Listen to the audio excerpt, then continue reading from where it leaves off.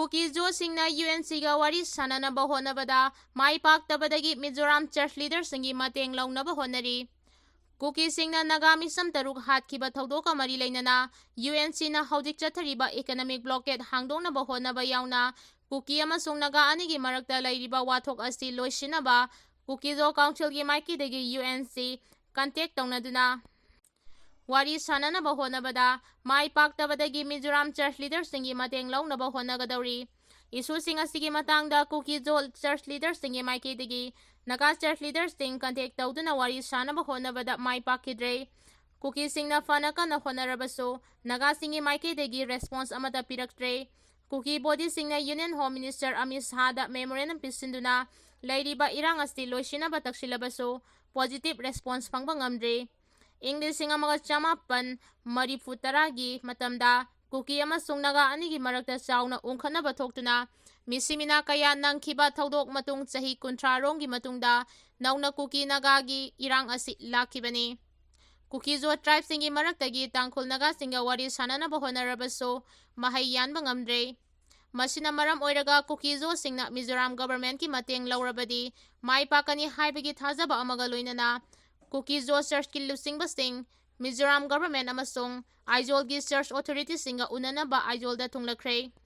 Kuki Zo church leader singi maike degi Aizol gi church leader singda convince tauduna Manipur amasung Nagaland gi Naga church leader singa wari sanaduna Kuki Nagagi ungkhanaba asi loisinaba honabada mateng pangbinaba taksingadawri. Aizol khongchat asida yauriba Kuki Zo church delegation adugi maike degi phongdokhibada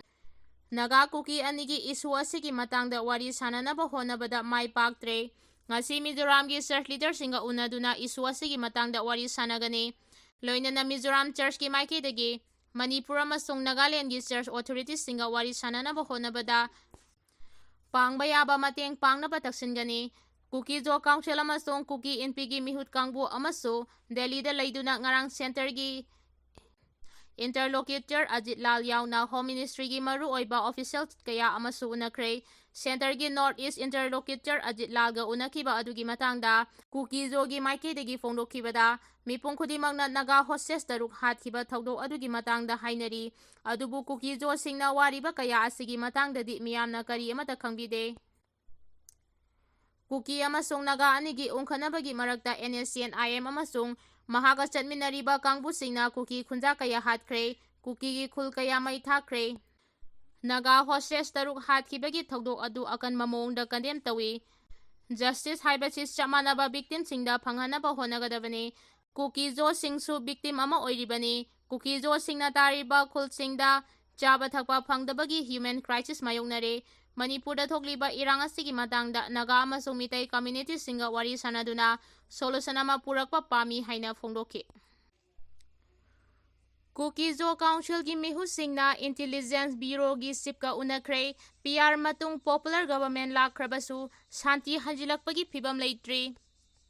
Konsa khulgi Naga taruk hatkiba thaudoka mari lainana UNC na haudik chathariba economic blockade ka mari lainana Kuki Zo sing chaningai thaningai phangdabagi awaba kaya mayoknariba asiga mari lainana ngarang Kuki Zo Council ki mihut kangbu amana Intelligence Bureau gi Director Mahesh Dixit yauna Union Home Ministry gi senior officers singa unakre. Loinana Manipur da hauzik thokliba kanglup ki irang asida center na khut thingjinaba amasung Kuki Zo singna demand tawriba political solution asi athuba matamda purangnaba Taksinkhre hairi. Kuki Zo kangbu aduna Home Ministry gi top official singa unaraba matung council asigi spokesperson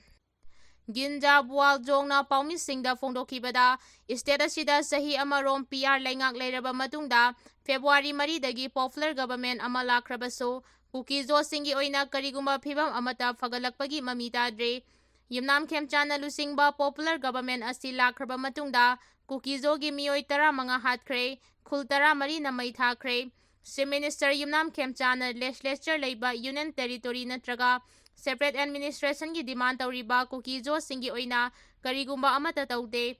Kuki Zo community singi represent tawriba Deputy Chief Minister Nemsa Kipgen gi maike degiso isu asigi matangda kari amata taude.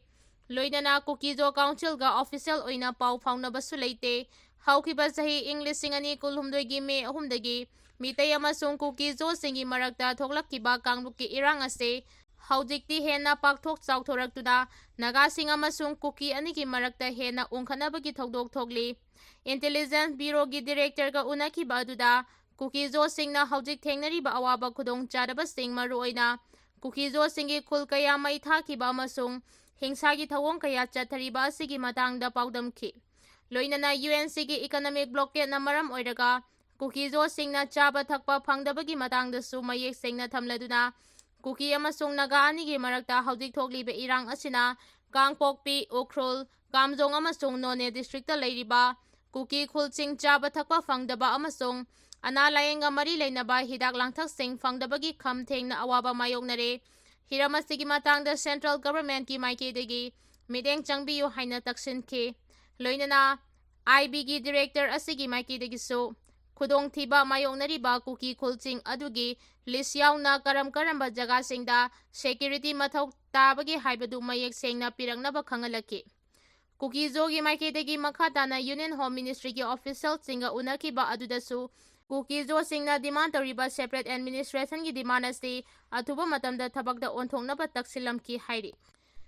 ꯃꯦ 18ꯗ ꯊꯥꯗꯧ ꯀꯨꯀꯤ pastor 3 ꯍꯥꯠꯈꯤꯕ ꯑꯃꯁꯨꯡ ꯊꯧꯗꯣꯛ ꯑꯗꯨꯒꯤꯃꯇꯨꯡ ꯇꯥꯔꯛꯄꯗ ꯅꯥꯒꯥ 3 ꯂꯩꯈꯤꯗꯕ ꯊꯧꯗꯣꯛꯇꯨꯒꯤ UNCꯅ economic blockade ꯆꯠꯊꯔꯛꯈꯤꯕꯅ ꯈꯝ ꯊꯦꯡꯅ ꯑꯋꯥꯕ ꯃꯥꯌꯣꯛꯅꯔꯛꯈꯤꯕꯅꯤ꯫ ꯀꯥꯡꯄꯣꯛꯄꯤ ꯗꯤꯁꯇ꯭ꯔꯤꯛꯀꯤ ꯑꯋꯥꯡ ꯊꯪꯕꯗ ꯅꯥꯒꯥꯁꯤꯡꯅ ꯅꯝꯅ ꯇꯥꯔꯤꯕ ꯁꯦꯅꯥꯄꯇꯤ ꯗꯤꯁꯇ꯭ꯔꯤꯛ ꯑꯗꯨꯒ ꯈꯥ ꯊꯪꯕꯗꯅ ꯃꯤꯇꯩꯁꯤꯡꯅ ꯅꯝꯅ ꯇꯥꯔꯤꯕ ꯇꯝꯄꯥꯛꯀꯤ ꯗꯤꯁꯇ꯭ꯔꯤꯛꯁꯤꯡ ꯑꯁꯤꯗꯒꯤ ꯅꯣꯡꯃꯒꯤ ꯇꯉꯥꯏꯐꯗꯕ ꯆꯥꯅ ꯊꯛꯅꯕ ꯌꯥꯎꯅ ꯍꯤꯗꯥꯛ ꯂꯥꯡꯊꯛꯁꯤꯡ ꯀꯥꯡꯄꯣꯛꯄꯤ ꯇꯝꯅ ꯄꯨꯁꯤꯟꯅꯕ ꯍꯣꯠꯅꯕꯗ ꯏꯀꯣꯅꯣꯃꯤꯛ ꯕ꯭ꯂꯣꯀꯦꯠ ꯑꯁꯤꯅ ꯄꯨꯡꯊꯤꯟ ꯊꯤꯟꯖꯤꯟꯈ꯭ꯔꯦ꯫ ꯃꯁꯤꯅ ꯃꯔꯝ ꯑꯣꯏꯔꯒ ꯆꯦꯡ ꯀꯦꯖꯤ 50ꯒꯤ ꯕꯦꯒ ꯑꯃꯗ ꯂꯨꯄꯥ 3,500 ꯑꯗꯨꯒ ꯄꯦꯇ꯭ꯔꯣꯜ ꯂꯤꯇꯔꯗꯅ ꯂꯨꯄꯥ 150 ꯄꯤꯔꯤ꯫ ꯂꯥꯏꯕꯛ ꯐꯔꯒꯅ ꯒ꯭ꯌꯥꯁ ꯁꯤꯂꯤꯟꯗꯔ ꯑꯃꯗ ꯂꯨꯄꯥ 3,000ꯗꯒꯤꯅ 5 ꯐꯥꯎꯕ ꯐꯪꯏ꯫ ꯃꯔꯝ ꯑꯗꯨꯅ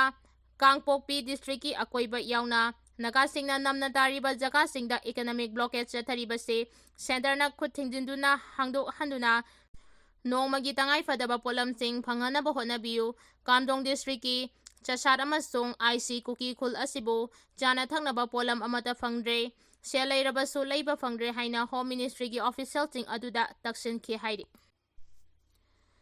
ꯆꯨꯔꯆꯥꯟꯄꯨꯔꯒꯤ ꯊꯦꯟꯖꯥꯡ ꯚꯤꯂꯦꯖꯇꯒꯤ ꯌꯥꯝꯂꯕ ꯈꯨꯠꯂꯥꯏ ꯐꯥꯒꯠꯈ꯭ꯔꯦ꯫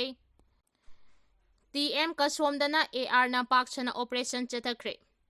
ꯁꯦꯀ꯭ꯌꯨꯔꯤꯇꯤ ꯐꯣꯔꯁꯅ ꯂꯝꯗꯝ ꯑꯁꯤꯗ ꯁꯥꯟꯇꯤ ꯊꯝꯅꯕ ꯂꯦꯞꯇꯅ ꯆꯠꯊꯔꯛꯄ ꯑꯣꯄꯔꯦꯁꯟꯒꯤ ꯃꯅꯨꯡ ꯆꯟꯅ ꯉꯁꯤ 18 ꯁꯨꯕ ꯕ꯭ꯔꯦꯋꯥꯜ ꯔꯥꯏꯐꯜꯁ ꯑꯃꯁꯨꯡ ꯃꯅꯤꯄꯨꯔ ꯄꯨꯂꯤꯁꯀꯤ ꯀꯝꯕꯥꯏꯟ ꯇꯤꯝ ꯑꯃꯅ ꯆꯨꯔꯆꯥꯟꯄꯨꯔ ꯗꯤꯁꯇ꯭ꯔꯤꯛꯀꯤ ꯃꯅꯨꯡ ꯆꯟꯕ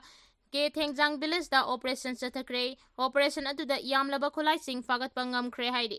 ꯖꯨꯂꯥꯏ 3ꯇ ꯎꯈ꯭ꯔꯨꯜ ꯗꯤꯁꯇ꯭ꯔꯤꯛꯀꯤ ꯅꯨꯡꯁꯥꯡꯈꯣꯡ ꯔꯤꯚꯔ ꯃꯌꯥꯗ ꯈꯨꯠꯂꯥꯏ ꯄꯥꯏꯕꯁꯤꯡꯅ ꯑꯦꯝꯕ꯭ꯌꯨꯁ ꯇꯧꯗꯨꯅ 90 ꯁꯨꯕ ꯑꯁꯥꯝ ꯔꯥꯏꯐꯜꯒꯤ ꯄꯔꯁꯣꯅꯦꯜ 2 ꯍꯥꯠꯈꯤꯕ, 9ꯅ ꯁꯣꯛꯍꯟꯈꯤꯕ ꯊꯧꯗꯣꯛ ꯑꯗꯨꯒ ꯃꯔꯤ ꯂꯩꯅꯅ ꯉꯁꯤ ꯑꯁꯥꯝ ꯔꯥꯏꯐꯜꯁꯅ ꯏꯝꯐꯥꯜ ꯎꯈ꯭ꯔꯨꯜ ꯂꯝꯕꯤꯒꯤ TM ꯀꯁꯣꯝ ꯚꯤꯂꯦꯖꯗ ꯑꯣꯄꯔꯦꯁꯟ ꯆꯠꯊꯈ꯭ꯔꯦ ꯍꯥꯏꯔꯤ꯫ ꯄ꯭ꯔꯦꯁꯅ ꯐꯪꯕ ꯄꯥꯎꯒꯤ ꯃꯇꯨꯡ ꯏꯟꯅꯗꯤ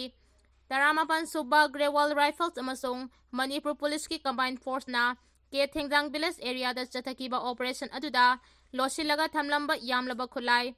ꯑꯦꯛꯁꯄ꯭ꯂꯣꯁꯤꯚ ꯑꯃꯁꯨꯡ ꯑꯇꯩ ꯄꯣꯠꯂꯝ ꯀꯌꯥ ꯐꯥꯒꯠꯄ ꯉꯝꯈꯤ꯫ ꯐꯥꯒꯠꯂꯕ ꯄꯣꯠꯂꯝꯁꯤꯡ ꯑꯗꯨꯗꯤ AK ꯔꯥꯏꯐꯜꯁ ꯑꯃ, ꯑꯣꯇꯣ ꯄꯤꯁꯇꯣꯜ ꯑꯃ, RPG ꯑꯦꯃꯤꯅꯦꯁꯟ ꯑꯃ, .36ꯒꯤ ꯍꯦꯟ ꯒ꯭ꯔꯦꯅꯦꯗ, IED 5, ꯏꯝꯄ꯭ꯔꯣꯚꯥꯏꯖ ꯑꯦꯛꯁꯄ꯭ꯂꯣꯁꯤꯚꯁꯤꯡ, ꯕꯨꯂꯦꯠ ꯄ꯭ꯔꯨꯐ ꯖꯦꯀꯦꯠꯁꯤꯡ ꯑꯃꯁꯨꯡ ꯀꯝꯃ꯭ꯌꯨꯅꯤꯀꯦꯁꯟ ꯁꯦꯠꯁꯤꯡ ꯌꯥꯎꯔꯤ ꯍꯥꯏꯔꯤ꯫